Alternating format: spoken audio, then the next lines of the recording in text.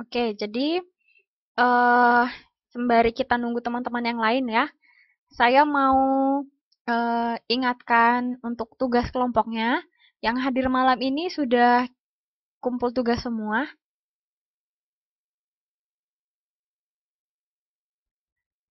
Ini ada Mas Najwa.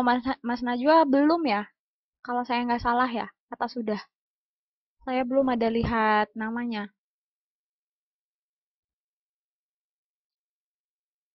Sudah ya?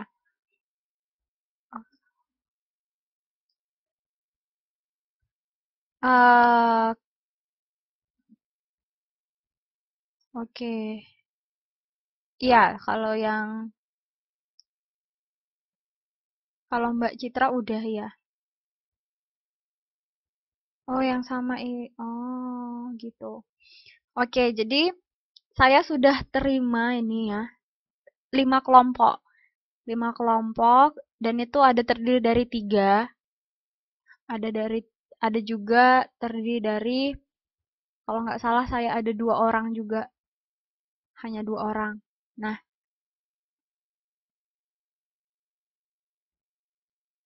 ini yang sudah masuk itu anggota-anggotanya ini kelompoknya Mbak Ika sama Mbak Nuryani, baru Mbak Citrawati, Fitri Munawaroh, Umi Manawiyah. Terus ada Wastira Suherno, Bayu Prihatin, Daria Dari, ada Sri Dewi, Mbak Lasmini, Mbak Rini, terus Reni, Nur Ain, Nani Supriyati, sama Mbak Halimah. Ada yang nama kelompoknya belum saya sebut, tapi sudah kirim ke saya.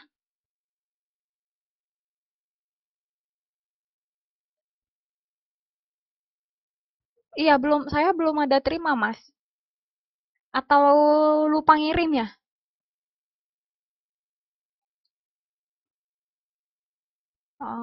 Oke, silahkan ditanya ya.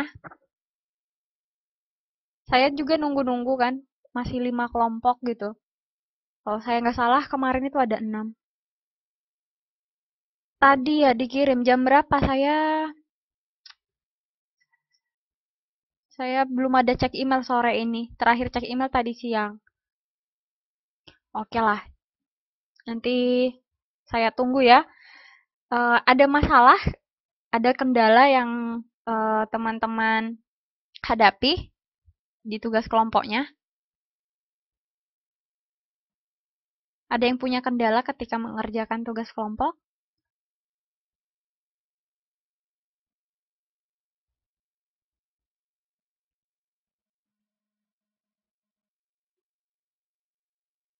Oke, bagus ya.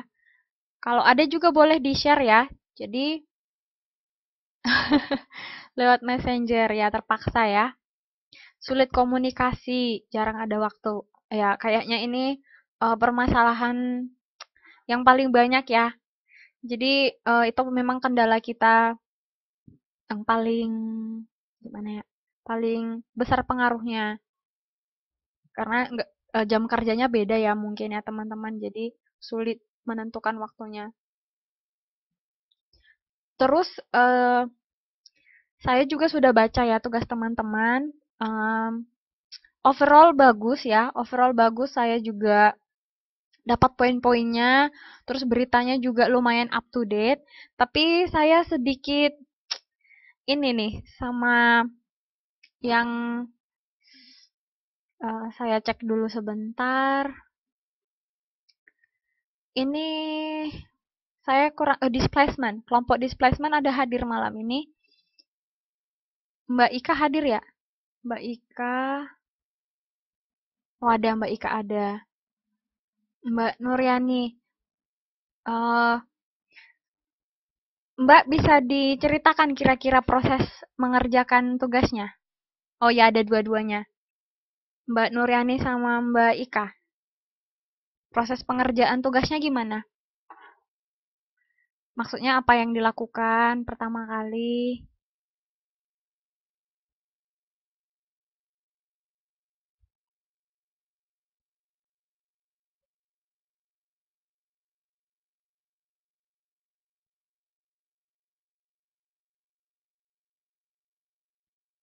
Bisa diceritakan sedikit?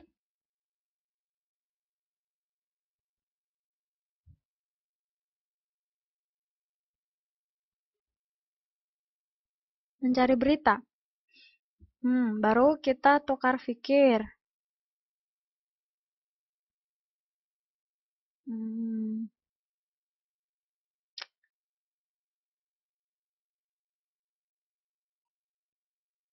Pertama-tama dicari kesepakatan, apa yang mau dijadikan bahan tugas. Kemudian di-share bersama, lalu dibahas bersama. Setelah itu disusun. Hmm,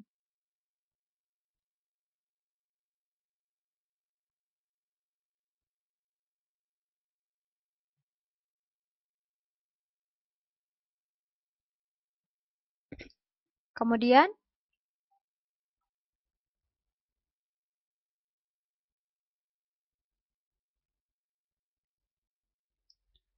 teman-teman yang lain prosesnya mungkin sama ya.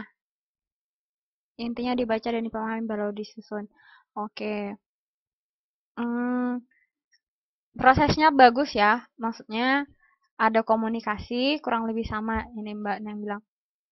Eh, hanya saja, saya mendapati kalau apa namanya terlalu banyak mungkin, terlalu banyak Mbak Ika dan Mbak Nuryaninya ini mengadaptasi, tahu ya, mengambil mengambil isi beritanya itu dari berita utamanya.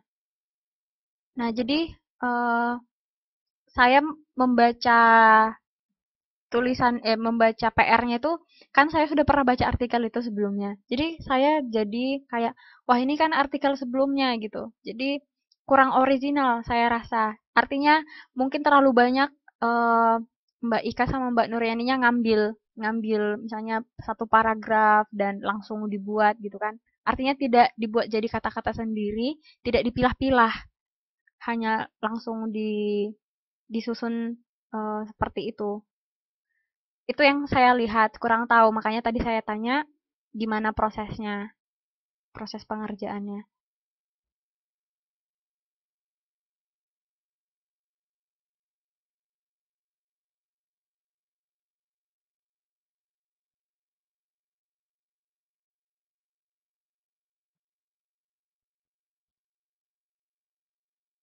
Oh, hilang suaranya.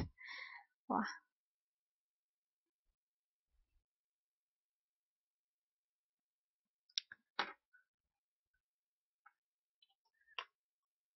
oke. Jadi sebenarnya untuk kelompok lain saya sudah periksa ya. Iya, kurang natural ya. Jadi mm, terlalu banyak mengambil dari sumber gitu dia. Jadi iya, saya mendapati seperti itu. Jadi saya kurang apa ya? Kalau kelompok lain saya masih bisa dapat lah.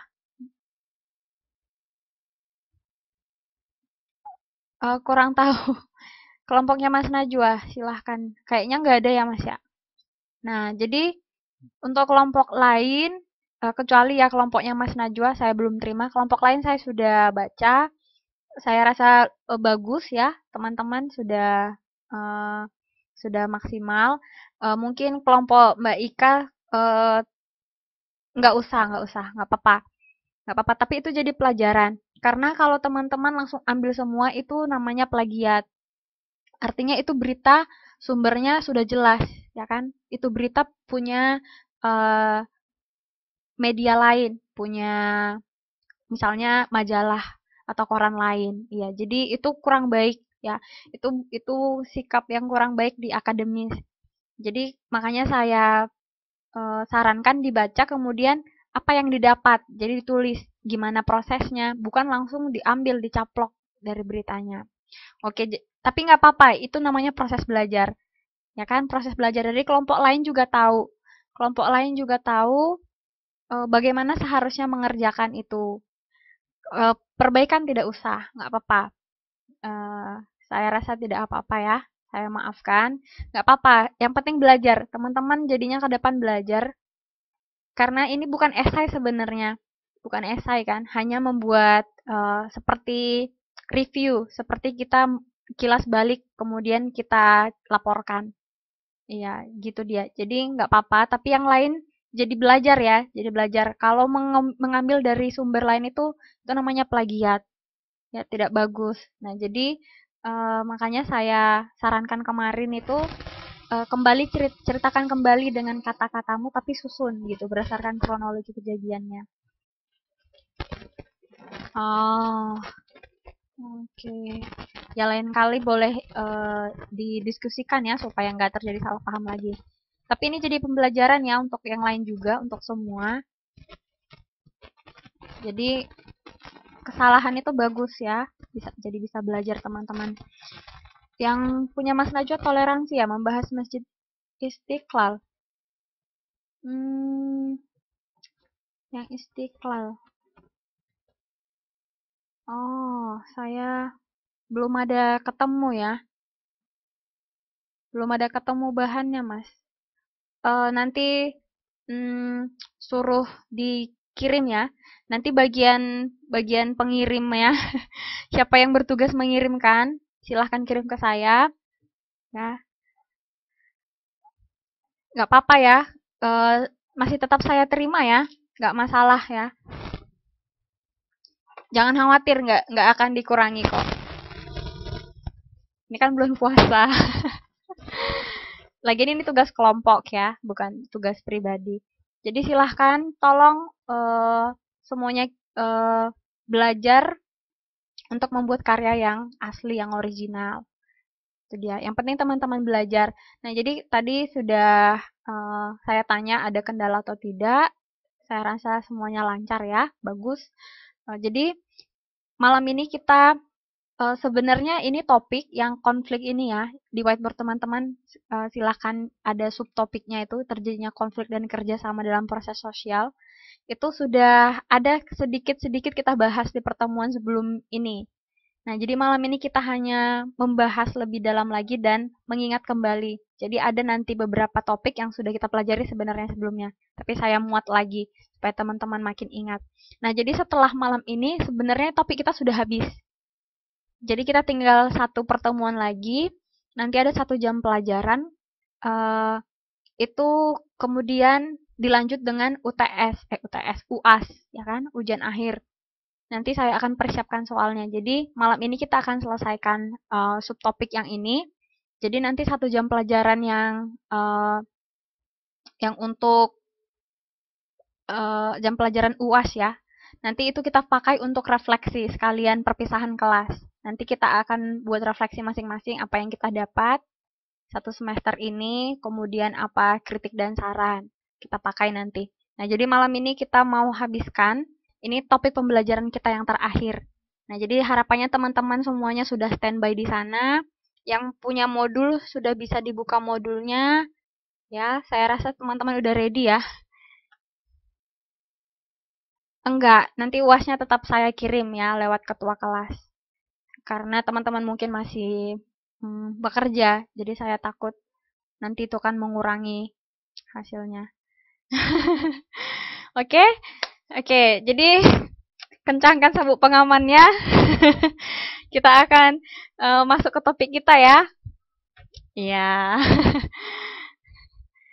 Oke, ready ya, teman-teman. Ada 8 orang. Bersama kita pasti bisa. Oke, jadi di pertemuan ke-7 ini, yang pertama yang sudah kita bahas sebelumnya ya, tentang interaksi sosial. Jadi silahkan dibuka sekarang modulnya. Nah, jadi ini mau kita review sedikit ya tentang situasi sosial sama suasana sosial. Ini ada juga di modul teman-teman. Jadi ketika manusia berinteraksi di dalam masyarakat ya maupun lingkungannya, itu ada suatu keadaan yang disebut situasi sosial. Nah, sama seperti kita sekarang kita berinteraksi, ada situasi sosial yang terjadi, dan ada juga rangkaian proses-proses yang tidak ada batasnya. Nah, jadi suasana dan situasi. Nah, mungkin ini hanya perbedaan makna kata ya. Jadi kalau suasana sosial itu ada rangkaian proses-prosesnya. Kemudian tidak ada batasnya, terdiri atas penyatuan dan perikatan yang ada ketika berinteraksi. Jadi kalau yang situasi tadi, situasi sosial, ini hanya keadaan, ya keadaan ketika manusia berinteraksi. Nah, kalau rangkaian atau proses-prosesnya itu dikatakan dengan suasana sosial. Ini kita kilas balik sebentar biar ingat lagi tentang interaksi sosial ya. Nah, jadi ini minggu sebelum kita ada break ya, kita ada break kemarin berapa minggu. Sebelumnya ini sudah kita bahas yang asosiatif sama disasosiatif ya kan, sudah kita bahas ini. Jadi ini saya review lagi. Ada pula interaksi yang disebut asosiatif dan disasosiatif. Kalau yang asosiatif ada kerjasama, ada koordinasi. Makanya kemarin contohnya itu ada yang gotong royong itu kan bentuk kerjasama. Kemudian kalau yang lebih formal ada joint venture. Yang kemarin saya tanya Mas Najwa, ya kan? Iya di perusahaan tempat saya bekerja ada kerjasama seperti itu. Nah itu yang namanya asosiatif itu hubungannya atau interaksinya itu saling berketergantungan. Ya, jadi ada kerjasama, ada koordinasi. Kalau disasosiatif itu kebalikannya. Nah, jadi yang namanya disasosiatif, dis itu artinya tidak ya, tidak asosiatif atau tidak bekerja sama, tidak berkoordinasi. Jadi ada ketidakseimbangan, ya ada gap, ada perbedaan. Jadi kalau di sini dijelaskan siapa yang kuat pasti menang dan siapa yang lemah akan kalah. Jadi artinya interaksi dan hubungan yang ada terjadi itu tidak seimbang dan tidak bagus ya, tidak baik. Artinya bukan sebuah hubungan yang sehat. Nah, jadi yang kelompok saya cek dulu. Ada juga kemarin yang membahas persaingan dan konflik ya. Yang pertikaian ada nggak kelompok yang membahas pertikaian? Kelompok pertikaian sepertinya nggak ada ya. Yang ada itu konflik, konflik dan oh ada kelompok 4. Kelompok 4.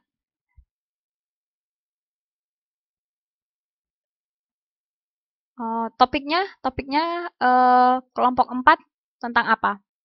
Mbak Neng bisa cerita biar teman-teman yang lain juga tahu.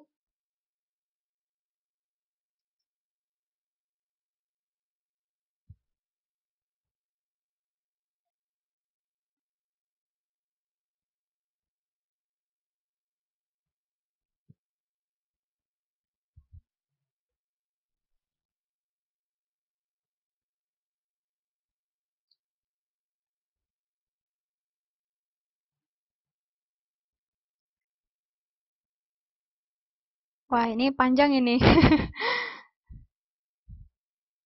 Topiknya kira-kira. Iya, Mbak. Ayo silakan. Tentang persaingan para calon legislatif. Iya, benar. Nah, ini topiknya Mbak Neng ya, kelompok 4 kalau saya nggak salah.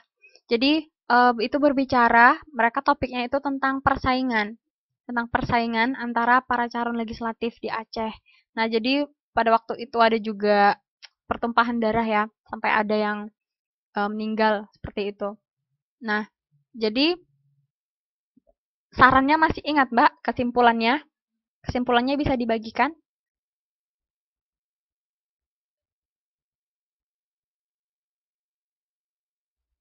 Masih ingat nggak Mbak Nengnya?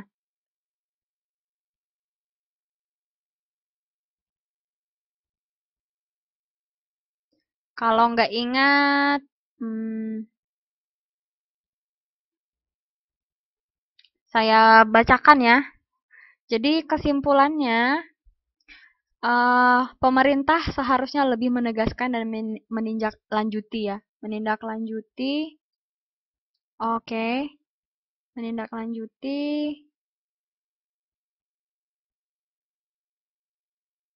untuk menghukum para pendemo.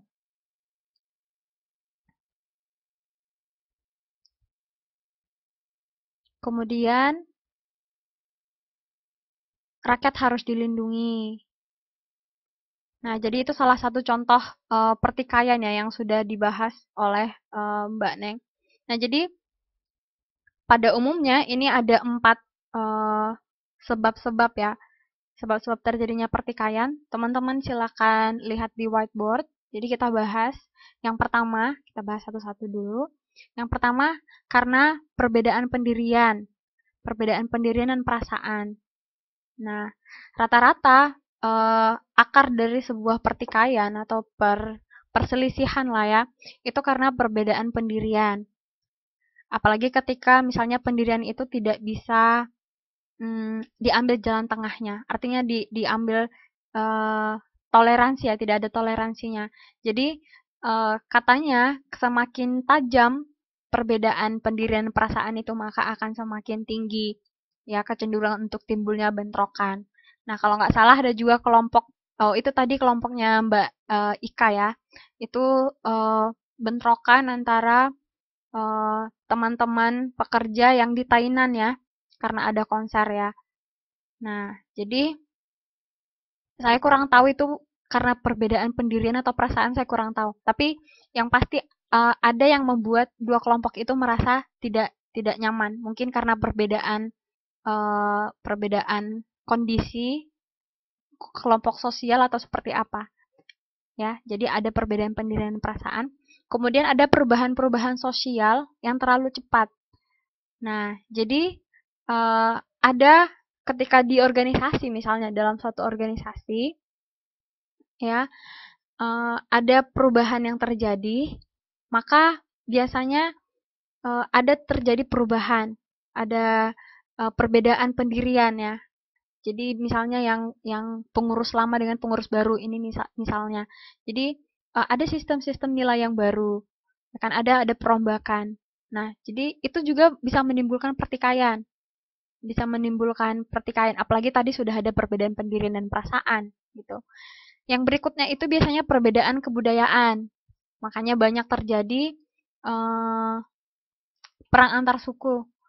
Ya, perang antar suku dan itu biasanya karena bisa dibilang perbedaan kebudayaan. Padahal bisa jadi mungkin tidak ya. Ada mungkin ada faktor-faktor lain juga yang mendukung.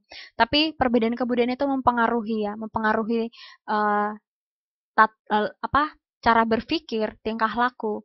Nah, jadi itu yang bikin ada pertentangan. Nah, kemudian misalnya ada bentrokan mengenai kepentingan kepentingan pribadi ataupun kelompok, seperti misalnya kepentingan ekonomi, sosial, politik, ya, ketertiban dan keamanan. Nah, itu dia. Jadi yang yang teman-teman sudah bahas ya dari kerja kelompoknya itu kan ada yang displacement, ada yang pertikaian. Nah, itu pada umumnya ya, pada dasarnya kenapa terjadi pertikaian, kenapa terjadi persaingan atau perselisihan itu karena 4 poin ini ya, perbedaan pendirian, perubahan sosial, perbedaan kebudayaan, kemudian ada perbedaan atau bentrokan kepentingan. Ini ada tambahan nih dari Mbak Neng. Seperti di Cirebon kemarin terjadi konflik. Oke. Hmm, konflik antar desa. Berarti bisa jadi karena kebudayaan ya, Mbak. Jadi misalnya desa A dengan desa B, tingkah laku atau pola pemikirannya itu berbeda. Nah, itu bisa memicu biasanya. Nah, mungkin ada juga sih, mungkin ada unsur-unsur lain. Tapi kalau sudah antar desa ini sudah apa ya, mungkin berhubungan dengan itu juga dengan dengan perbedaan kebudayaan. Nah, jadi kita lanjutkan ke bentuk-bentuknya. Oh, antar anak muda. Wah, ini mungkin mirip ya dengan kasus eh, pertikaian yang misalnya tawuran itu ya. Jadi biasanya karena perbedaan pendirian, perbedaan perasaan, apalagi karena ada salah paham. Hmm, oke. Jadi kalau bentuk-bentuknya bisa teman-teman lihat. Kalau pertentangan pribadi ini gampang ya, sering kita alami juga, sering kita alami. pertentangannya itu terjadi di antara individu dengan individu. Jadi kalau misalnya saya punya masalah pribadi dengan teman saya, misalnya satu kelas saya karena salah paham, nah misalnya ini nih, wah salah satu rumah warga dibakar, wah ini udah parah nih. Nah jadi ada pertentangan yang terjadi, itu bersifat pribadi ya antara kami saja. Kalau yang politik, wah ini harus diselesaikan ya pertentangan antara Mas Najwa dengan Mbak Neng. Nah, jadi kalau pertentangan politik itu cakupannya lebih besar. Kenapa? Ada pihak-pihak yang bersangkutan ya, misalnya antar partai. Itu sudah kelompok yang besar, kelompok masyarakat yang besar. Nah, jadi kalau pertentangan politik itu biasanya terjadi karena perbedaan ideologi itu sudah jelas. Nah, antara partai, misalnya Demokrat dengan Golkar, bagaimana asas-asasnya, ya anggaran dasar rumah tangganya, cita-cita politik masing-masing. Nah, itu wajar sekali. Ketika ada perbedaan itu wajar ya. Tapi sebenarnya perbedaan itu bukan alasan untuk menjadi kita bertentangan dengan orang.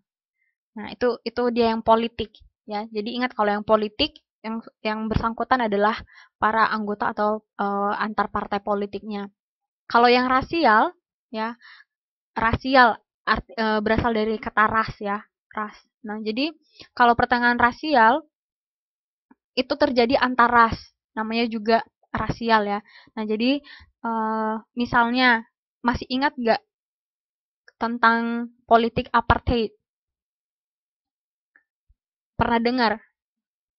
Ya, masih ingat apa isi atau apa yang menjadi inti dari politik apartheid?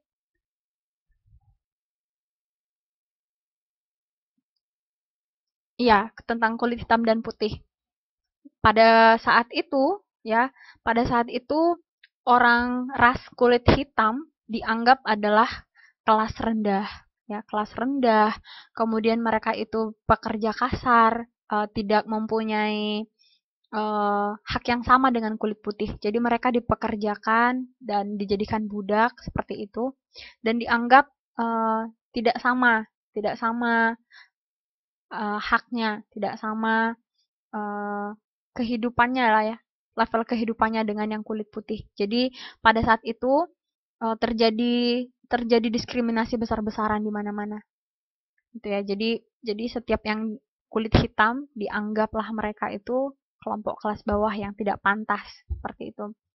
Untuk masuk ke sekolah, ke kantor. Nah, itu sesuatu yang sulit pada saat itu. Tapi pada akhirnya mereka membuat sebuah kegerakan ya, membuat kegerakan yang menginginkan persamaan hak dan pada saat itulah terjadi. Tapi kalau yang saya lihat sudah banyak perubahan, ya kan? Sudah banyak perubahan, sudah sama. Jadi saat ini ras pertentangan ras ya, yang berhubungan dengan ras itu sesuatu yang sangat sensitif masih. Tapi sudah banyak perubahan. Artinya uh, yang masyarakat kelompok kulit hitam pun sudah sama ya, sudah banyak yang di pemerintahan, bahkan salah satu seperti misalnya di dunia seni ya, kalau teman-teman bisa lihat penyanyi-penyanyi ya, penyanyi-penyanyi internasional itu banyak dari mereka ya yang kulit hitam. Itu musik intelligence-nya mereka tuh tinggi sekali. Ya, jadi uh, sudah sudah banyak terobosan. Ya, Obama juga ya sudah jadi presiden ya di USA gitu. Jadi sudah banyak terobosan ternyata. Tapi masih sebuah hal yang sensitif untuk dibicarakan. Jadi kalau teman-teman juga misalnya menganggap menganggap atau membedakan ya, membedakan dan menganggap negatif sebuah suku. Misalnya kalau kita ras, ya sama-sama ya, ras kita itu sama gitu ya. Austronesia sama-sama Melayu gitu ya, Melayu tua. Jadi mungkin jadi rasnya itu, rasialnya itu mungkin, oh dia itu eh, Batak ya gitu. Misalnya, oh dia itu orang Sunda ya. Ketika kita melihat dia negatif atau ada pikiran merendahkan dalam hati kita, kita juga sudah bersikap rasial di situ. Jadi uh, bukan melulu tentang perbedaan kulit, ya kan? Suku pun bisa. Nah, jadi mari kita mari kita teman-teman ya, khususnya ya, yang di kelas ini, di kelas B, di kelas 3B yang sudah belajar tentang perbedaan. Perbedaan itu bisa membuat pertentangan, tapi seharusnya perbedaan itu yang membuat kita menjadi kaya. Nah, jadi bukan itu menjadi sesuatu alasan supaya kita jadi tidak bisa hidup harmonis dengan orang lain, tapi justru itu yang membuat kita lebih berwarna.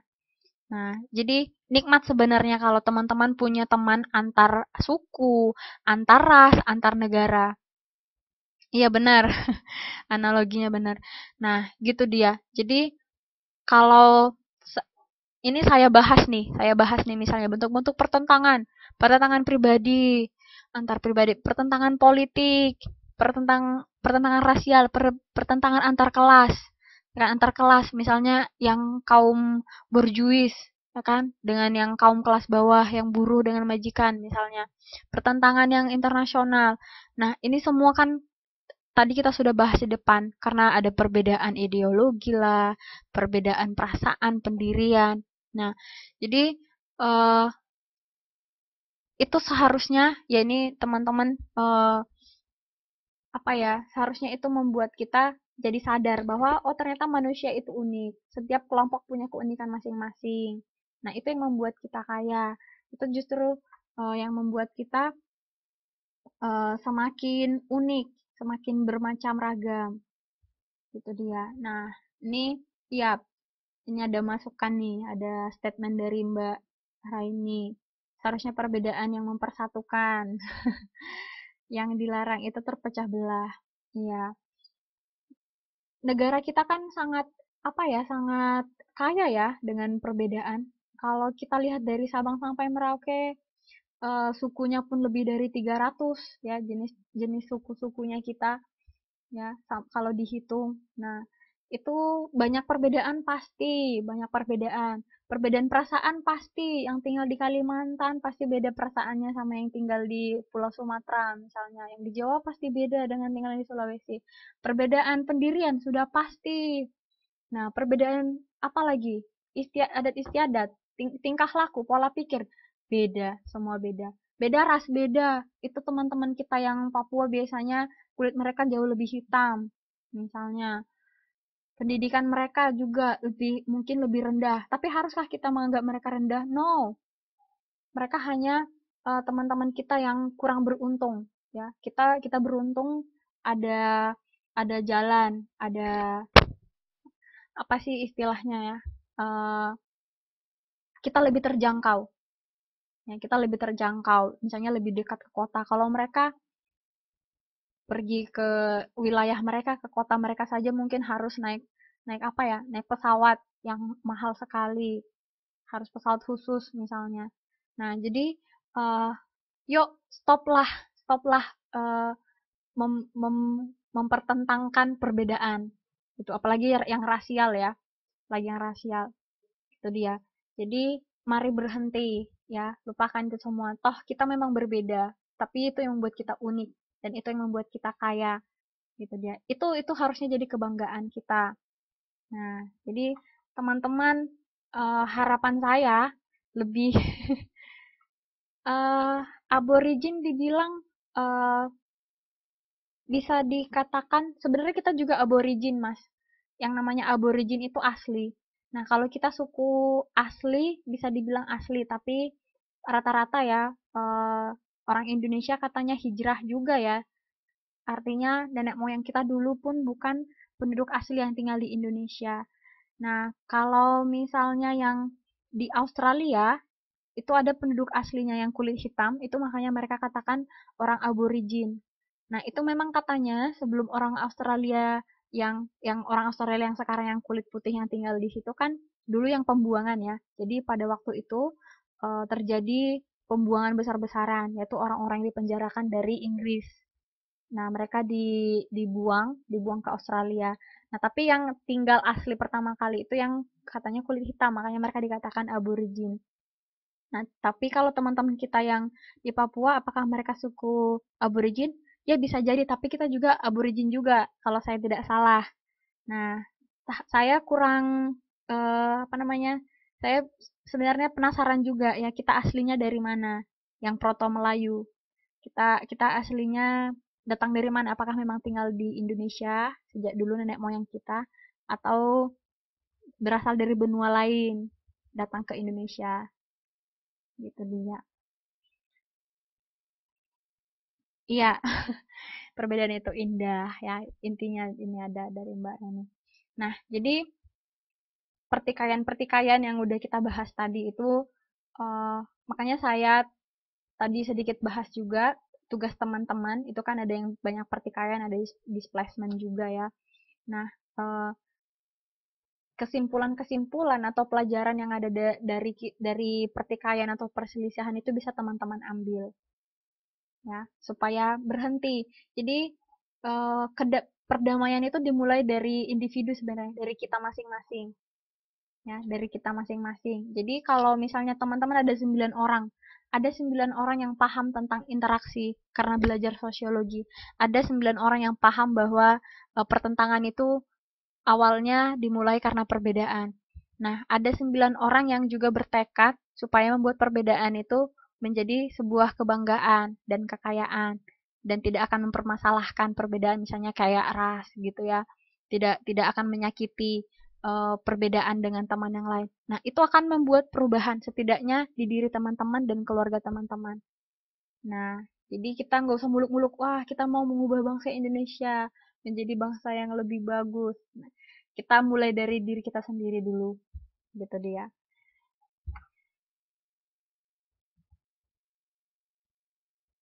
Nah, ini eh, akibat-akibat ya, akibat dari konflik atau pertentangan tadi. eh, ada 3 poin ya kita bahas, kita lihat dulu, yang kita baca sama-sama. Yang poin pertama ini katanya ketika ada pertentangan tadi tambah solidaritas di dalam suatu grup. Misalnya Partai Demokrat tadi ya berselisih dengan partai misalnya partai PDI misalnya, PDI Perjuangan. Nah, jadi ada solidaritas yang semakin meningkat. Jadi mungkin semakin kompak gitu ya. Itu akibat-akibatnya. Kemudian yang jika pertentangannya itu terjadi antar warga ya dalam satu kelompok, maka keutuhan kelompok itu akan goyah. Nah, jadi misalnya seperti yang tadi di-share sama Mbak, siapa tadi yang share tentang antar desa tadi. Nah, misalnya di desa ini yang bermasalah adalah orang-orang yang dalam kelompok itu, maka keutuhan kelompok itu akan goyah. Karena yang bertentang justru antar warga yang di dalam kelompok itu. Nah, akibat yang selanjutnya apa? Hancurnya harta benda atau jatuhnya korban manusia pada kedua belah pihak. Nah, kalau kalau pertentangannya besar ya, seperti yang konser di Tainan, ada korban ya. Kalau saya nggak salah, ada yang korban secara harta benda juga, nyawa juga mungkin. Nah, kalau misalnya untuk kelas yang lebih besar, misalnya perang perang antar negara, ya kayak misalnya yang belum saya kurang tahu apa sudah selesai ya, saya kurang update. Israel dengan Palestina, saya kurang tahu. Mungkin negara lain juga ya, banyak. Misalnya Pakistan dengan India, itu dari dulu ya.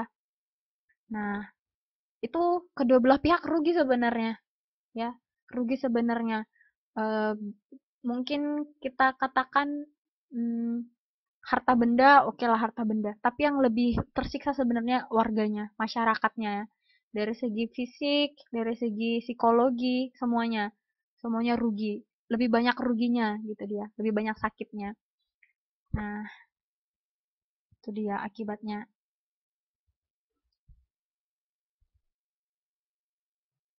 Terus bila kekuatan kedua kelompok itu seimbang, bisa timbul akomodasi. Ayo ingat, masih ingat gak akomodasi? Tetapi bila tidak seimbang, yang lebih kuat akan mendominasi, sedangkan yang lemah akan takluk kepada yang menang. Maka timbullah penjajahan, ya kan? Timbullah penjajahan.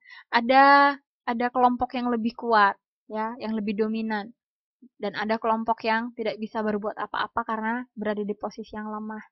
Nah, terjadilah penjajahan. Ini akibat dari pertentangan juga. Kemudian berubahnya kepribadian. Ya, ini saya coba bacakan untuk kita semua. Kalau pertentangan terjadi antara dua kelompok yang berlainan, misalnya Jepang dan Amerika, maka seorang akan mengidentifikasikan dirinya dengan satu kelompok saja, lalu menghadapi kelompok lain yang dianggapnya lawan. Nah, jadi eh, ini Perang Dunia Kedua ya ini, 1942 kalau saya nggak salah. Jadi misalnya Jepang dan Amerika pada waktu itu bertentangan. Nah, jadi orang-orang akan misalnya berpihak menjadi sekutunya Jepang atau Amerika. Jadi mengidentifikasikan diri di sini maksudnya adalah kita menjadi masuk ke dalam bagian sebuah kelompok itu, mengatakan kalau kita bagian dari mereka. Jadi ketika orang menanyakan identitas kita, kita akan mengatakan kita bagian dari satu kelompok ini. Nah, jadi berubah secara kepribadian. Kita tidak bisa uh, menjadi diri kita sendiri dalam arti kita terpengaruh untuk ikut dalam uh, kepribadian orang.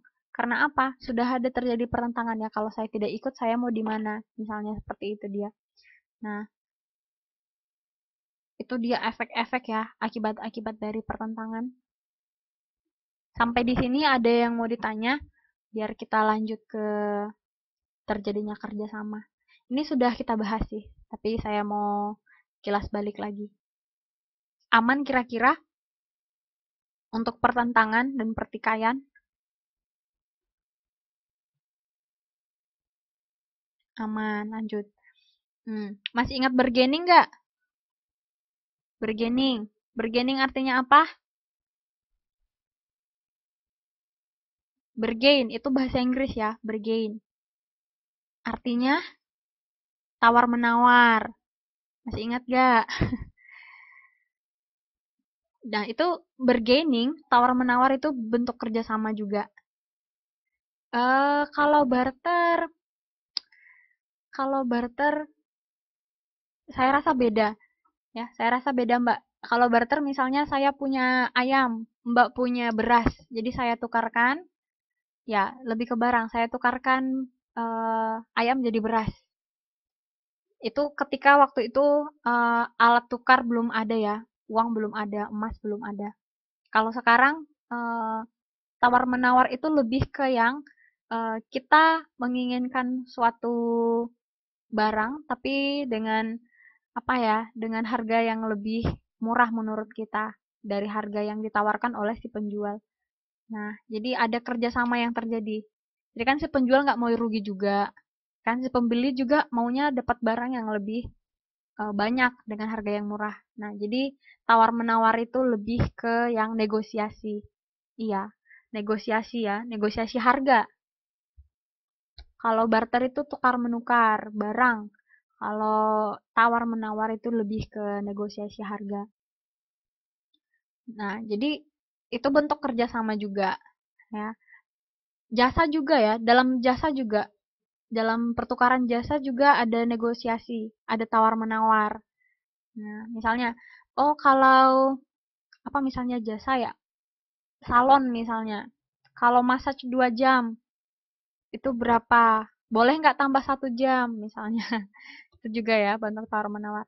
Nah, kalau cooperation ini sudah kita bahas sebelumnya juga ya. Kita sudah bahas cooperation. Baca sama-sama aja ya supaya makin ingat. Oke, ini satu proses penerimaan unsur-unsur baru dalam kepemimpinan atau pelaksanaan politik dalam suatu organisasi. Nah, ada kerjasama. Ada kerjasama ketika ada penerimaan, ya. Misalnya ini satu organisasi, ada unsur-unsur baru ini banyak ya macam-macamnya, banyak bentuk-bentuknya. Nah, ketika itu diterima dalam organisasi itu atau dalam kepemimpinan itu, maka ada kerjasama yang terjalin, ada cooperation-nya. Kalau coalition, ini juga udah kemarin. Ini contohnya kemarin itu kayak misalnya partai berkoalisi, ya kan? Bergabung menjadi satu. Nah, jadi koalisi itu kombinasi antara dua organisasi atau lebih yang mempunyai tujuan yang sama. Oke, ini kilas balik. Kemarin kita sudah pelajarin. Koalisi, ya bentuk kerjasama juga ya, koalisi. Kemudian joint venture. Wah, ini diulang lagi nih. Joint venture itu bentuk kerjasama yang bergerak dalam pengusahaan proyek-proyek tertentu. Keuntungannya dibagi menjadi proporsi yang sudah disepakati bersama. Nah, jadi sebelum kerjasama ada kesepakatan dulu. Kalian ambil berapa persen? Nah, keuntungan saya berapa persen? Gitu dia. Nah, jadi misalnya ini joint venture-nya Caltex Amerika, ya kan? Yang di Pekanbaru ya, Caltex ya, dengan Indonesia. Nah, ini dia contohnya joint venture masuk ke dalam bentuk kerjasama. Kemudian terjadinya persaingan, terjadinya competition, ya. Itu ada dua, persaingan yang bersifat pribadi. Jadi persaingannya itu langsung antar orang per orang ya. Jadi biasanya untuk memperoleh kedudukan tertentu dalam organisasi. Misalnya ingin menjadi kepala sekolah suatu sekolah atau instansi gitu ya. Jadi persaingannya itu antara Bapak A dengan Bapak B misalnya. Jadi persaingannya itu pribadi. Jadi langsung ya secara individu. Persaingannya uh, antar dua orang aja ya, lebih pribadi. Kalau yang kelompok itu sudah pasti yang lebih besar ya, kalau anggota masyarakat yang lebih besar. Ini ada contohnya, misalnya dua kelompok perusahaan yang bersaing untuk memperebutkan memperebutkan mendapatkan monopoli pemasaran di suatu wilayah tertentu. Nah, jadi misalnya eh, ada perusahaan ya, ada perusahaan atau misalnya hmm, brand tertentu yang ingin menguasai, misalnya kalau di Kota Medan itu eh, kalau yang terbesar kalau saya nggak salah ya Unilever ya, yang paling menguasai pasar ya. Nah, jadi kan produknya banyak. Nah, jadi bisa saja Unilever itu bersaingan eh, dengan perusahaan lain. Nah, jadi itu kan sudah kelompok ya, kelompok Unilever dengan kelompok lain. Nah, jadi persaingannya itu sudah dalam kapasitas yang besar. Jadi ada dua tipenya ya, ada dua tipe persaingan, yang pribadi dengan yang kelompok. Nah, ini ada tambahan dari Mbak Nuri, ingin menjadi kepala desa benar. Hmm. Bentuk-bentuknya, ini persaingan di bidang ekonomi. Ya, persaingannya, contohnya itu di ekonomi misalnya ya, eh, produsen ya biasanya itu menginginkan keuntungan terbanyak, keuntungan terbaik gitu ya. Jadi bisa saja dia memenangkan persaingan dengan cara memproduksi barang atau jasa yang lebih baik mutunya dengan harga yang cukup rendah gitu dia. Jadi untuk mendapatkan pelanggan sebanyak mungkin, mungkin dia akan kasih buy one get one free gitu ya. Buy one get one free itu sih strategi pasar ya. Nah, jadi dalam persaingan juga banyak banyak strategi, apalagi dalam ekonomi. Nah, kalau di sini katanya persaingan timbul karena terbatasnya penawaran dibandingkan dengan permintaan. Ya, mungkin di ekonomi teman-teman juga udah bahas tentang ini ya, tentang penawaran dengan permintaan. Jadi, hmm, persaingan yang kedua itu untuk mencapai suatu kedudukan tertentu dalam masyarakat. Nah, ini sama tadi yang saya bahas juga. Saya tadi kasih contoh tentang camat misalnya. Nah, ini dari Mbak Nuri ada misalnya kepala desa.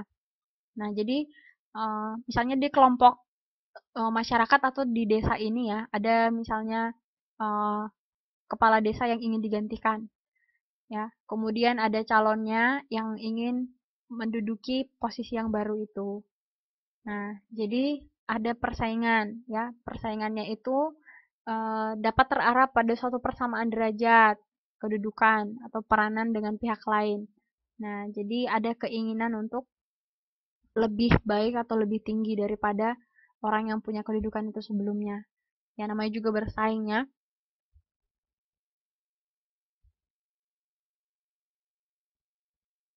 Kalau persaingan dalam kebudayaan, kira-kira teman-teman ada yang punya contoh nggak persaingan dalam bidang kebudayaan? Kalau yang di whiteboard kan ini Belanda ya, kebudayaan Barat yang diperhadapkan dengan kebudayaan Indonesia. Kalau teman-teman punya contoh sendiri nggak?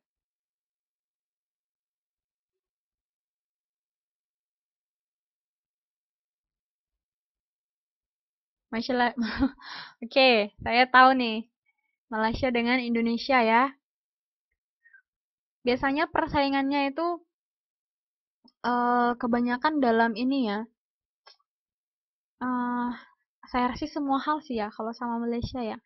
Selain misalnya tari, lagu, iya, banyak hal juga ya kalau saya rasa. Nah, jadi ini contohnya, katanya eh, kebudayaan barat yang mula-mula dibawa oleh orang Belanda pada akhir abad ke-15 itu berhadapan dengan kebudayaan Indonesia. Nah, jadi eh, kalau saya rasa ya ini nggak melulu hanya masalah kebudayaan barat, tapi ada juga menyangkut dengan keagamaan, ya. Ada juga menyangkut institusi sosial, nggak hanya melulu tentang kebudayaan barat. Kalau gimana eh, kebudayaan masalah masyarakat Burma yang persengketa? Oh, yang Rohingya ya? Maksud Mbak Ika yang eh, dari Myanmar bukan? Oh, Buddha dan Islam. Ya, itu juga salah satu apa ya? Itu konflik eh, itu saya mungkin ya, itu pure mungkin konflik agama. Ya, saya kurang tahu juga. Dan itu bukan persaingan. Itu bukan persaingan. Tapi saya juga masih lemah dalam kasus ini ya. Saya kurang tahu akar permasalahannya itu apa. Kemarin sih saya berharap ada kelompok yang membahas itu, ada yang mengangkat masalah itu. Tapi sepertinya nggak ada yang mengangkat topik itu ya. Jadi saya juga masih apa namanya masih kurang ya, masih belum banyak explore itu sebenarnya latar belakangnya seperti apa. Atau teman-teman ada yang tahu, boleh dibagikan di kelas. Oh ya, iya ini yang saya kurang paham, Mbak. Yang dominan yang saya kurang tahu. Tapi katanya di sana yang minoritas ya, yang Muslim yang minoritas. Yang dominannya itu yang Budanya.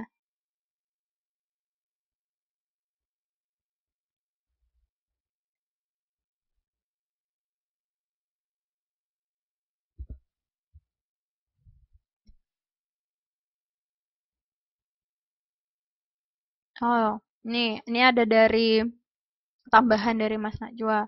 Suku itu berasal dari Bangladesh. Tapi mereka eh, kok bisa tinggal di sana ya?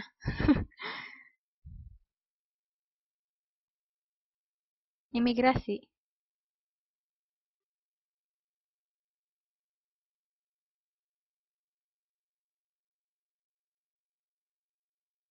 Oh, ya.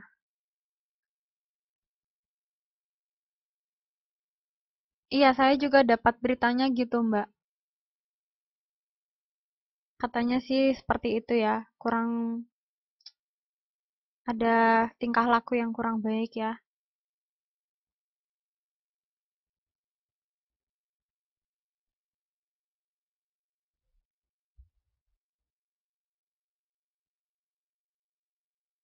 Nah, oke. Eh, ini menarik ya. Topiknya menarik. Jadi saya harap teman-teman juga nggak berhenti ya. Boleh, boleh juga kalau ada waktu luang, boleh silahkan di search ya. Coba cari di Google, baca artikel terkait ya. kembangkan rasa ingin tahunya lebih besar lagi. Ya, jadi ini karena waktu ya. Kalau banyak waktu saya masih ini ya, masih mau juga buka bahan diskusi ini. Tapi karena waktu kita sangat terbatas ya, dikurangi jam pelajarannya. Nah, jadi hmm, konflik Singapura, ada BM yang pacaran. Wah, wah ini saya kurang tahu malah ini, Mbak. Wah, parah ya. Iya, jadi ya sayang sekali ya. Dan intinya teman-teman boleh juga apa? Jadi detektif ya. Coba selidiki, perbanyak baca artikelnya. Saya harap nanti kita punya waktu untuk diskusi lebih dalam. Oke, oke. Nah, jadi itu dia yang kalau oke, kalau yang di bidang kebudayaan ya, bisa benar-benar karena budaya, tapi juga bersangkutan dengan keagamaan. Nah, sama seperti misalnya agama Kristen dulu kan dibawa oleh Belanda ya, ketika menjajah Indonesia. Nah, institusi sosial juga, gitu dia. Nah, kalau persaingan karena perbedaan ras, tadi kan itu pertentangan ya, yang tadi kita baca. Nah, kalau persaingan karena perbedaan ras ini masuk juga persaingan di bidang kebudayaan. Nah, kalau ras biasanya katanya itu berhubungan dengan warna kulit, bentuk tubuh, corak rambut, gitu ya. Nah, eh, kenapa kira-kira sering sekali gitu ya eh, ras ini menjadi sebuah hal yang gampang dikenali? Ini karena itu kan ciri-ciri kita secara fisik ya, secara badania. Jadi gampang dilihat orang. Nah, ketika misalnya kita pun pergi keluar gitu kan, orang-orang langsung tahu eh ini Ren gitu kan, langsung tahu karena apa dari misalnya bentuk tubuh kita, warna kulit kita, sawo matang, mungkin dari mata kita gitu kan, dari rambut kita. Nah, jadi itu kenapa ras sangat gampang sekali ya, maksudnya sangat gampang sekali menjadi sebuah pertentangan atau persaingan karena langsung kelihatan dari ciri-cirinya itu langsung kelihatan di diri kita. Gitu dia. Jadi persaingan karena perbedaan ras juga ada terjadi ya di masyarakat. Kalau tadi yang kita pertama bahas tadi pertentangan. Kalau persaingan mungkin eh, persaingan saya kurang tahu ya. Misalnya kalau berdagang mungkin ya, berdagang bisa jadi ya. Misalnya tokonya yang etnis Tionghoa misalnya ingin ingin lebih bagus daripada toko yang punya yang etnik Batak misalnya. Nah, itu biasanya lebih ke ciri-ciri fisik ya. Lebih dihubungkan kepada ciri fisik. Kalau fungsi-fungsi persaingan. Nah, jadi eh efeknya ada. Efeknya ada. Kalau tadi kita bahas pertentangan, efeknya ada. Tapi efeknya tadi kita sudah baca lebih buruk ya. Banyak banyak efek buruk yang terjadi. Nah, tapi eh fungsinya, walaupun ini dikatakan fungsi, mungkin seperti ini, misalnya sebagai suatu proses sosial untuk membentuk interaksi. Nah, ketika ada persaingan, mungkin interaksi itu semakin tinggi ya intensitasnya. Artinya semakin banyak interaksi yang terjadi. Nah, kemudian persaingan dalam batas-batas tertentu dapat menuntut pengaturan tingkah laku individu supaya terjadi persaingan yang sehat. Nah, dulu pun kita sudah pernah bahas tentang persaingan kompetisi, kompetisi ya kan. Nah, kompetisi itu bisa sehat, bisa tidak juga. Nah, persaingan juga seperti itu. Nah, jadi persaingan itu misalnya seperti persaingan di bidang ekonomi ya. Kalau persaingannya sehat itu bisa menumbuhkan ekonomi di dalam masyarakat ya. Jadi kalau tidak diatur, nah kalau tidak diatur justru itu akan membuat persaingan yang tidak sehat dan banyak pihak yang dirugikan seperti itu. Nah, tapi kalau misalnya persaingan itu diatur, kemudian ada tingkah laku yang apa namanya dituntut gitu ya supaya baik, maka akan terjadi persaingan yang sehat. Iya, benar. Nah, persaingan juga sama seperti itu, membuat kita misalnya suatu perusahaan atau suatu apalah dibilangnya. instansi itu lebih baik biasanya, lebih maju. Asal persaingannya itu sehat ya. Nah, terus persaingan dapat mendorong dan merangsang individu dalam grup untuk lebih maju. Ya benar, sama seperti yang bilang Mas Najwa. Kalau misalnya di dalam suatu perusahaan, kenapa bosnya itu selalu yang eh, memberikan gaji atau insentif lebih besar kepada pekerja yang misalnya kontribusinya lebih besar, itu sebenarnya untuk merangsang apa ya, eh, karyawan lain gitu. Jadi itu kayak persaingan antar antar karyawan junior dengan karyawan senior. Nah, tapi itu meningkatkan produktivitas mereka. Jadi perusahaan semakin untung gitu ya. Ada persaingan tapi baik untuk mereka. Nah, gitu dia. Kalau ini persaingan dapat mempunyai daya rangsang dan daya dorong yang terbatas. Nah, orang yang telah memutuskan untuk tidak mau terlibat dalam usaha yang berdasarkan persaingan tidak dapat dirangsang lagi untuk masuk ke dalam persaingan. Nah, jadi fungsinya juga untuk mempunyai daya rangsang dan daya dorong yang terbatas. Artinya akibat dari persaingan itu. Nah, tapi uh, kalau kita bisa lihat dia secara sehat ya, kalau ada persaingan yang sehat, maka kita dapat efek yang positif juga sebenarnya. Itu biasanya membuat kita lebih maju dan lebih produktif daripada yang biasanya. Nah, jadi itu yang kita bahas barusan itu sebenarnya review dan ada beberapa topik tambahannya. Ada beberapa topik tambahan. Tapi secara umum, overall untuk bab 3 kita sudah banyak habis bahas sebenarnya sebelumnya. Nah, jadi untuk minggu depan, untuk pertemuan selanjutnya, itu kita sudah masuk evaluasi. Jadi untuk tugasnya makanya saya buat di sini, di whiteboard kita, teman-teman hanya saya tugaskan untuk membaca ringkasannya. Kan ada intisarinya, mungkin teman-teman ada yang kasih highlight ya kan, distabiloin atau digaris bawahin, itu dibaca lagi untuk bab 1, bab 2, dan bab 3. Jadi, uh, saya nggak akan kasih tugas ya. Jadi tugasnya yang terakhir adalah tugas kelompok. Oke, jadi persiapkan diri baik-baik. Nanti saya masih sedang dalam proses menyusun soal sebenarnya untuk UAS teman-teman. Nah, jadi minggu depan kan ada 1 jam pelajaran, itu bisa kita pakai nanti untuk diskusi tentang pelajaran yang kurang dimengerti. Kemudian ada nanti instruksi saya sedikit tentang cara menjawab soal UASnya. Nah, jadi bisa juga kita pakai nanti untuk refleksi seperti yang saya bilang tadi di awal pertemuan. Kira-kira apa yang teman-teman pelajari, apa yang baik dari kelas ini, apa yang kurang baik, kritik kritik dan saran. Kemudian nanti jam pelajaran kedua nanti saya langsung kirim soalnya ke, uh, ke ketua kelas. Gitu dia. Nah, sampai di sini ada yang mau bertanya?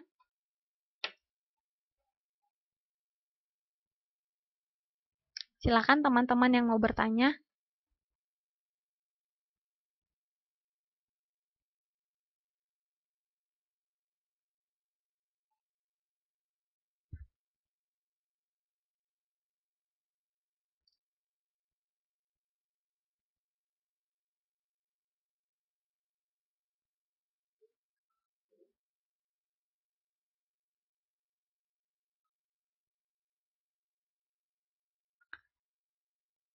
Setelah UAS nggak ada, ya benar. Jadi UAS itu nanti pertemuan ke-8, pertemuan kita yang ke-8 dan itu pertemuan terakhir untuk sosiologi.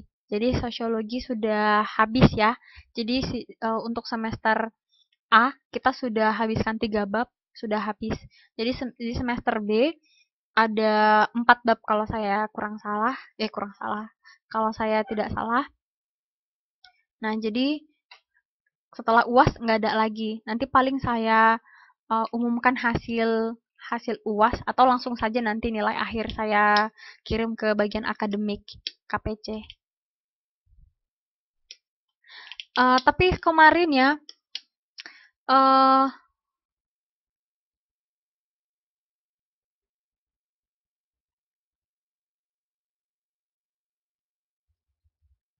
ini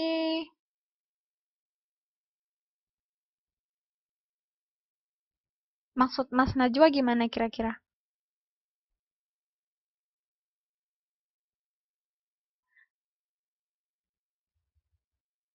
Jam Wizik. Oh, jadi malam ini sebenarnya ini saya ini ya, eh, karena ada rapat tadi ya, rapat PPI NDHU. Jadi kita pelantikan juga tadi. Jadi makanya saya minta ke ketua kelas ini sebenarnya hanya pengecualian gitu. Jadi eh, untuk selanjutnya untuk pertemuan 8 saya rasa nggak akan ada kendala. Kita akan ikuti jadwal. Ya, saya sebenarnya berusaha maksimal untuk tidak mengubah jam ya. Saya rasa masih sekali ini saya mengubah jam dan itu hanya di kelas 3B. Dan itu pun karena sangat ini sekali waktunya gitu dia. Jadi saya mohon maaf ya. Sebenarnya kemarin komunikasi juga dengan ketua kelas cuman jalan terbaiknya jadinya mundur ke jam 10 ya. Jadi saya minta maaf untuk ketidaknyamanannya ya.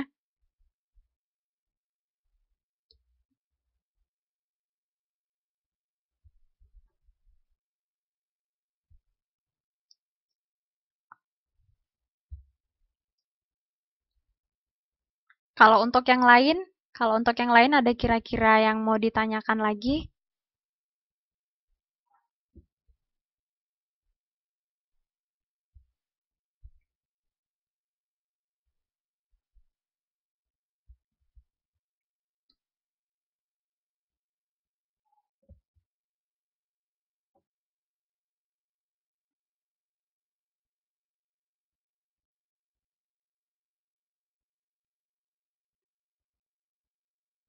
Oh,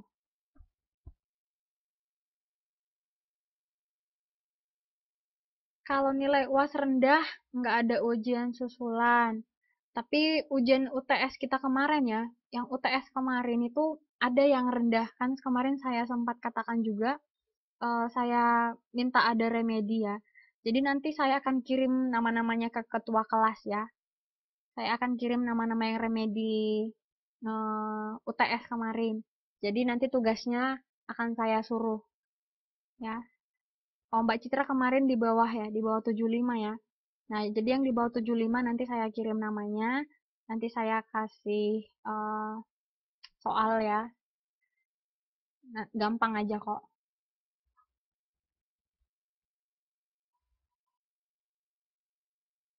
Kalau untuk nilai UAS, kalau misalnya rendah nggak ada lagi. Nah, makanya kemarin kenapa nilai UTS-nya saya suruh teman-teman serius ngerjainnya karena cuman UTS yang bisa kita perbaiki.